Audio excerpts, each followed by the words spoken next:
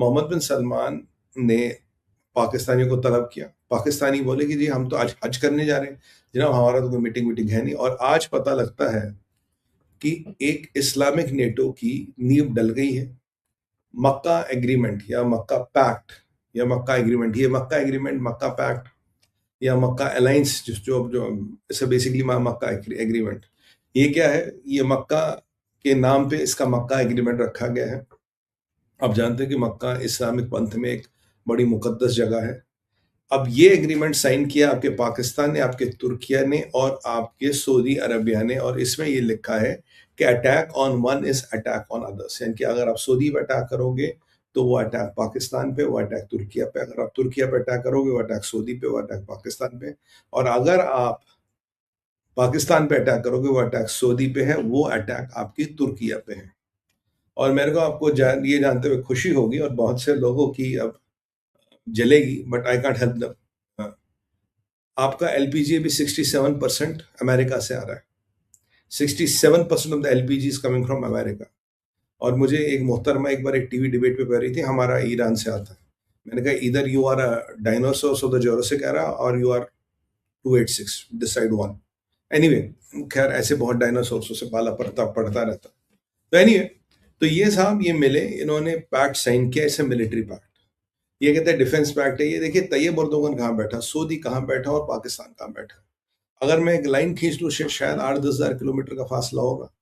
इतने दूर दूर तक आप पैक्ट साइन नहीं करते, अड़ोसी पड़ोसी साइन करते, आसपास वाले साइन करते, एक यहाँ एक वहाँ एक वहाँ। तो ये पैक्ट साइन हुआ है और मैं मानता हूँ कि ये इस्लामिक नेटो की कवायद थी। मैंने आपको कल परसों बताया था कि फिदान हकान, इजिप्ट का फॉरेन मिनिस्टर, पाकिस्तान का और सऊदी का, ये अमान में मिले थे, जबकि वहां जॉर्डेनी उस मीटिंग में थी नहीं, जगह उनकी थी और Jordanians were not part of the meeting. ये लोग मिले थे और ये कहीं ना कहीं कुछ ऐसी व्यवस्था बनाने की कोशिश कर रहे थे। और तब मैंने आपको बताया था यूट्यूब पे, टीवी पे, मैंने कहा भाई मुझे इस्लामिक नेटो बनता नजर आ रहा है, क्योंकि ये कवायद पाकिस्तान और तैयब अर्दोगन बहुत दिनों से कर रहा है। देखिए डेरिवेटिव्स बहुत सिंपल है। पाकिस्तान कह रहा है जी मेरे पास न्यूक्लियर बम है, सऊदी कह रहा है मेरे पास पैसे है, और तैयब अर्दोगन कह रहा है मैं आपको व्हाट यू कॉल दिस, एक एक एक्स अमाउंट ऑफ कीमत पे हथियार दूंगा, आपको वेस्ट पे या चाइना पे डिपेंड रहने की जरूरत नहीं। चाइना का हथियार चले तो चांद तक, नहीं तो रात तक। वेस्ट देगा तो सैंक्शन लगाएगा, टर्म्स लगाएगा, कंडीशन लगाएगा, देगा नहीं देगा कोई जरूरत नहीं। मेरे पास 3,000 हथियार बनाने की कंपनियां हैं, इनकी डिफेंस इंडस्ट्री, हम हथियार बनाएंगे और काफी हद तक हथियार बना भी सकते हैं। पाकिस्तान को कन्वेंशनल हथियार चाहिए which are not as cheap as China but slightly more reliable than China, वो तुर्किया दे सकता है। और अब सबसे बड़ी सेंध जो तैयब अर्दोगन ने लगाई, और ये मैं आपको सालों पहले डिक्लेयर कर चुका हूं, अगर नेटो टूटेगा वो तैयब अर्दोगन के अंदर टूटेगा, के कारण टूटेगा, या they have to throw this man Tayyip Erdogan out of NATO to protect the NATO. NATO की हालत वही हो गई है, क्योंकि इस अलायंस के बाद नेटो के प्रोटोकॉल्स, नेटो के ऑपरेटिंग मैनुअल्स, नेटो का जो सब कुछ है वो आपके अल्टीमेटली पाकिस्तान के पास चला है, सऊदी के पास, सऊदी से पाकिस्तान और पाकिस्तान से China. So NATO good morning, welcome to the party. और चाइना ने कब रशिया को दे दिया, आई हैव नो आइडिया। तो अगर ये सारा चलता रहा, नेटो की everything will go to China and from it can go to Russia. China तो आप मान के चलिए जाएगा, अगर पाकिस्तान को पता तो चाइना उससे निकलवा लेगा, उसके कहते हैं ना अंधड़ियों में हाथ डाल के पाकिस्तान चाइना निकलवा लेगा। तो ट्रंप के लिए बड़ी मुबारक बात है साहब, आपका बहुत जबरदस्त दोस्त, आपका पार्टनर तैयब अर्दोगन ने एक इस्लामिक नेटो की नींव डाल दिया ट्रंप साहब, क्योंकि आपने भी उसे गाजर दिया था, ना कैट्स का सैंक्शन हटाया, ना F-35 दिया, ना कान का इंजन दिया। तो ये अब एक रियलिटी बन गई है। और जो इसका अगला अध्याय है, what they whom all they want to join in this, ये चाहते हैं कि अब मैं ये जो नाम बोलूंगा ये सुन के आप परेशान होंगे। इस अलायंस में तैयब अर्दोगन चाहता कि इजिप्ट ज्वाइन करे, कतर ज्वाइन करे, और इस अलायंस में कोशिश की जा रही ईरान ज्वाइन करे। बिलीव इट और not, if Iran, Türkiye, Pakistan, Saudi and Egypt get together, it's a formidable alliance. और इस अलायंस बनेगी एक दिन, ये मैं बहुत पहले आपको प्रेडिक्ट कर चुका था, it's a matter of time ही बढ़ेगी। बट इस अलायंस के बनने का एक बेटर साइड है, एक पॉजिटिव साइड है, that is the clash of civilisations is now imminent. कोई नहीं रोक सकता उसको।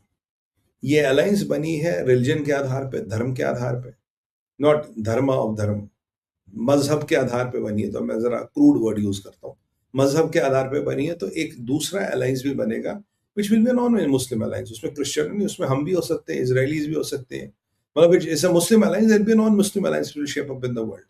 तो आज का दिन डेट और टाइम के साथ याद रखिएगा, 7 अगस्त 2026, द क्लैश ऑफ सिविलाइजेशंस का timer has been set on, it has been set on and nobody can turn it off, it's a matter of time. और अगर इसमें ईरान जुड़ता, अगर इसमें कतर जुड़ता, और अगर इसमें इजिप्ट जुड़ता, it becomes a formidable force, but it is not a force which cannot be reckoned with। और इस फोर्स में अगर ये फोर्स कल को किसी के साथ भिड़ गया, इसमें से 3 से 4 मुल्क ऐसे होंगे जो अफ्रीका के देशों से पीछे चले जाएंगे, और 2 मुल्क ऐसे होंगे जिनका अफगानिस्तान बनेगा। क्योंकि कहीं ना कहीं इस्लामिक देशों को स्टेबिलिटी बड़ी खलती है, दे हेट स्टेबिलिटी, और वो ऐसा कोई काम जरूर करते जिसके साथ नहीं आती है। And Saudi Arabia, good luck to you mister Salman, you have a jihadi Mullah Munir and you have jihadi Tayyip Erdogan as your best buddies and partners. Good luck to you. Anyway, Saudi की economy is not doing well. और हमने Saudi से अपना oil vial सब घटा दिया है, Iraq से भी घटा दिया है। मैंने आपको बोला ना 67% एलपीजी आपकी साहब अमेरिका से आ रही है। पूरी साहब ने आज बयान दिया है, पूरी साहब ने नंबर जारी किए, मेरे नंबर नहीं है। और आपका बिटवीन अमेरिका रशिया और 80-90% oil is coming from America Russia. तो ये जो घरों में चूल्हा जल रहा है, ये एलपीजी भी अमेरिकन है। अब वामपंथियों को चाहिए वो चूल्हा नहीं जलाए, वो गोबर पे खाने, गोबर तो पार्ट होता है उनको, लोग कचरे पे खाना बनाओ यार। ये जितने भी वामपंथी हो, वो लोग कचरे पे खाना बनाओ, अमेरिकन एलपीजी इस पे खाना मत बनाओ।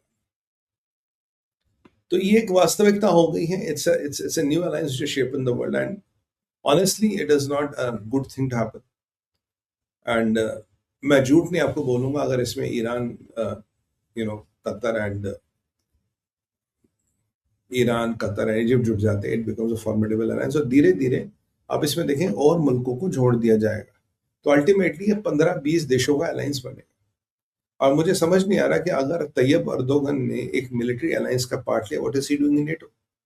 The first thing you should do, you should throw him out of the NATO. आप उसको नेटो से निकालिए, कि अगर उसने एक और मिलिट्री अलायंस कर दिया तो उसका नेटो के अलायंस में कोई काम है नहीं। बट ठीक है, ट्रम्प है, वो जो जाने वो करे। Trump is now in big trouble, Trump is in big trouble. और I think Tayyip Erdogan got what he wanted. I have to accept that he got what he wanted. उसे जो चाहिए था उसको मिल गया है। और मैं जानता हूँ कि दुनिया की सबसे बड़ी खबर है आज की डेट में। इसने जियोपॉलिटिकल पैराडाइम्स, इसने सिक्योरिटी पैराडाइम्स, इसने अलायंस सबको शेप कर दिया, रिशेप कर दिया। अब आते हैं भारत को क्या करना चाहिए। देखिए, मेरा मानना है कि भारत का ये पूंछ नहीं फाड़ सकते। जब ऑपरेशन सिंदूर हुआ था, आपका पाकिस्तान, चाइना और 4-5 मुसलमान मुल्क लेके तो आया था। मैं जानता हूँ एक न एक दिन मेरा देश जरूर कहेगा इसमें ईरान भी था। अब हम अभी कह नहीं रहे, एक दिन आएगा जरूर, आप देखेंगे इसमें ईरान भी था। मेरा ये व्यक्तिगत मानना, जो पहलगाम में किलिंग हुई उसमें हमास हिजबुल्लाह का फुटप्रिंट मुझे दिखता है, because I been tracking these people for years now. मुझे इनका फुटप्रिंट दिखता है। कभी ना कभी भारत की सरकार इसको डिक्लासिफाई कहेगी, मानेगी। बाकी आपका तुर्किया तो आया ही था, आपका अजरबैजान आया था, आपका पाकिस्तान था, ये तो खुल के आए थे ना। और भाई 5 मुल्कों को लेके, और चाइना तो था ही था, 5 मुल्कों को लेके पाकिस्तान तो आया ही था। अब उन्होंने सऊदियों से अलायंस कर दिया या तुर्की से अलायंस कर दिया, हमें कोई बहुत ज़्यादा फर्क नहीं पड़ता। बट हमें भी कुछ अलायंसों की तरफ, कुछ समीकरणों की तरफ अब हाई टाइम आ गया कि हम सोचे। दो भारत मिलिट्री अलायंस नहीं करता, but I think the time has come, the big four should get together. I am not talking about China, I am talking about जिनसे पाकिस्तान का, that is America, Russia, India and Israel. कम से कम हमें भी Israel, Cyprus और Greece से एक मिलिट्री पैक्ट करना चाहिए, और तैयब अर्दोगन को उसके पिछवाड़े में उसकी औकात गिनानी चाहिए कि we should take the fight to his backyard. और पाकिस्तान को तो हम देख ही लेंगे। बाकी सऊदी अरबिया को मुझे लगता नहीं कि they can ever fight, and they have ever fought and one a war. But anyway, अब देखेंगे हूतियों का जो अटैक हो रहा है, या शिया मलेशिया का अटैक हो रहा है, उसमें क्या। तो अब बहुत जल्दी देखेंगे कि Tayyip Erdogan will try to get Iran into it, और इस सारी चीज को घुमाने का कोशिश करेगा। अब इससे नुकसान किस किस का है? देखिए, तैयब अर्दोगन के निशाने पे इसराइल है, पाकिस्तान के निशाने पे भारत है, और ये सब बात कर रहे थे कि अमेरिका से रिलायंस हटा दो। उन्होंने एक बार पीछे अमेरिका को भी बात है, अमेरिका साहब आपकी इस रीजन की सुरक्षा को लेके कोई जरूरत नहीं है, हम इस रीजन की खुद मिल बांट के सुरक्षा करेंगे। But I can tell you one thing, कल हम हो ना हो ये वीडियो हमेशा रहेगा, और मेरी बातें हमेशा रहेगी। The beginning of the end of Middle East has started today. लिख लीजिएगा, the beginning of the end of Middle East has started today. I think इस्लाम ने जो अपना पीक था वो देख लिया। It will only deteriorate if they get together, that will be the ultimate debacle, ultimate debacle, क्योंकि ये लोग सिर्फ जंग करेंगे। आपके साथ पाकिस्तान और अर्दोगन है, you are only going to fight battles, you are only going to invite trouble and you are going to get into it. I think Mohammed bin Zayed is very smart, he didn't go that way. और ये भाई middle east में जितने भी आप लोग रहते हैं, आज आपको थोड़ा मैं खुल के संबोधित करूं, I think you need to recalibrate your decisions now, क्योंकि इसके बाद मिडल ईस्ट वो नहीं रहेगा। अगर तैयब अर्दोगन का और पाकिस्तान का इंटरफेरेंस बढ़ेगा, यहाँ सेक्टेरियन डिवाइड्स होंगे, यहाँ रेशियल डिवाइड्स होंगे, यहाँ कई सारे डिवाइड होंगे, the Middle East won't be the Middle East which you and me know. और honestly I may turn out to may even today want to travel to Middle East now, I may not want to. वहाँ कुछ रखा नहीं है। मैं तो यार Turkish airline से भी ट्रैवल नहीं करता था।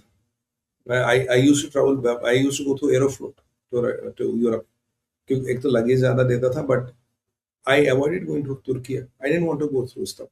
No, I didn't want to give money to Tayyip Erdogan. No. तो इसीलिए मिडल ईस्ट बदल रहा है, मिडल ईस्ट बदल चुका, पावर इक्वेशन बदल चुकी। इंडिया के लिए थोड़ी दिक्कतें, बिकॉज पाकिस्तान को पैसा मिलेगा थोड़ा बहुत, और पाकिस्तान को कन्वेंशनल वेपन मिलेगा जो उसके पास थे। बाकी पाकिस्तान के पास कुछ भी हो, we are good enough to handle them and thrash them out. अभी जनरल चौहान साहब ने कहा भी था, उन्होंने ऑपरेशन सिंदूर में कैसे थ्रैश आउट किया था। But you know this is an advantage to them. मैं ये नहीं बोलूंगा एडवांटेज नहीं है, बट मिडल ईस्ट ऐसा वर्ल्ड पूल है, पाकिस्तान कहाँ खिंचता जाएगा और पाकिस्तान की धजिया कहाँ उठाया जाएगा आपको नहीं पता। एंड अगेन तैयब अर्दोगन के पास सेना है, but he does he want to get into the conflict. देखिए तैयब अर्दोगन के पास सेना से भी बड़ा एक विकल्प है। अगर कल को सऊदी और तुर्की के पास एटम बम आ जाता, क्वेश्चन टोटली बदलेगी। अगर कल को तैयब अर्दोगन ने यूरोप के दरवाजे खोल लिए for the people who want to enter Europe, तो यूरोप में जो पीछे आपने मोरक्को वाला देखा, वो टेस्ट केस था। And I was very sure, मैंने आपको बोला वो टेस्ट केस था, he will flood people with Europe people. और यूरोप के लोग they are lost in their paradise. आज जनरल रूट को पकड़ो जहां भी मिले और उसको 4 जूते मारो, बोलो इसका तैयब अर्दोगन का हाथ पकड़ के चल रहा था ना। And you were trying to do lobbying for him in front of Trump, he is a very nice guy, और हमें चाइना के साथ कॉन्ट्रैक्ट हटाने चाहिए, हमें we should start manufacturing in Turkey. Now is this General Wu a traitor or what, or is a paid agent of Erdogan? मैंने इसको TV YouTube पे उठाया, मैंने कहा how the hell can he say कि we should stop getting our sources and start manufacturing in Turkey? Can you trust Erdogan? Can you start manufacturing your components in Turkey? मैं कहा किसके पे role पे है ये? But anyway, that is life and that is what it is. And because Erdogan is irk, Trump ने इसे कुछ नहीं दिया और ट्रम्प ने इसको लड़ाई से पीछे रखने को कहा। बट अभी चीजें खैर देखते क्या होगा। भारत को अपनी भाई डिफेंस बजट बनाना पड़ेगा, भारत को भी मिनिस्ट्री ऑफ इंटरनल सिक्योरिटी लगानी पड़ेगी, और भारत को कुछ आक्रामक कदम लेने पड़ेंगे। और भारत की रणनीति has to be now very very aggressive, क्योंकि ये अलायंस चुपचाप बैठने वाला नहीं है। नो, इजराइल के लिए खतरा बढ़ गया है, और इजराइल का डायरेक्ट दुश्मन आपका पाकिस्तान हो गया, क्योंकि तुर्किया कहता है कि इजराइल को खत्म कर रहे हैं बिना मिडल ईस्ट में चैन नहीं है। नेतन्याहू ने कई बार तैयब अर्दोगन को धमकी दी है। तो बाय दैट लॉजिक, भाई इस पे लड़ाई तो मेरे पे लड़ाई, तो यानी कि by that logic Israel and Pakistan are at loggerheads. और पाकिस्तान के पास क्या है, वो एक आध कुछ 2-4 जो भी बचे हैं वो न्यूक्लियस हैं, उसके अलावा पाकिस्तान इज नथिंग। और याद कीजिए जब मुझसे दयान आए थे और उन्होंने मिसेस गांधी को कहा था हमें रिफिलिंग दे दो, we will not let them make the bomb, and she refused. She refused. अगर उनको बॉम्ब बनाने नहीं दिया जाता तो मसला कुछ और होता आज। बट ऐसा नहीं, भारत कुछ नहीं कर सकता, भारत के पास बहुत विकल्प है, बहुत ऑप्शन है। I think some military alliances are needed now, some alignment is needed now, and the things have to be done. Ultimately हमारे सनातन धर्म में कहते हैं ना, ग्रहों में परिवर्तन होता, गोचर मार्गीय होते हैं, वक्रीय होते हैं। तो आज जो ग्रहों का परिवर्तन हुआ मिडिल ईस्ट की कुंडली में, तो ये उनके लिए अच्छा नहीं है। This is something, this decision will go down as a day of debacle whenever the history will be written next. ये वो होने वाला। बट होनी को कोई नहीं डाल सकता भाई, जो होना है वो जो ऊपर वाले ने, जो महाकाल की इच्छा, वो तो होकर रहेगा। It's a very bad thing. India will be able to handle it, and हमारे रिलेशन सबसे अच्छे हैं। एंड आई वुड नॉट से अच्छे तुर्किया से, आई वुड नॉट से अच्छे पाकिस्तान से, पर सऊदियों के साथ हमारा ठीक ठाक रिलेशन है। और अगर मैं आपको एक और जबरदस्त खबर बताऊं आज शाम को, American imports from Saudi Arabia are zero. Zero. American imports from Saudi Arabia are zero, यानी कि सऊदी अरब से अमेरिका एक पैसे का भी सामान नहीं खरीद रहा, एक पैसे का भी सामान नहीं खरीद रहा। तो इंडिया इसराइल के लिए चैलेंजेस बढ़ेंगे, इसलिए India, Israel, Greece, Cyprus, we have to think how do you want to handle this. क्योंकि इस अलायंस में और लोग बढ़ते रहेंगे, ये मत सोचिएगा 3 लोगों पे अलायंस रुक रही है। अब let's see how it happens.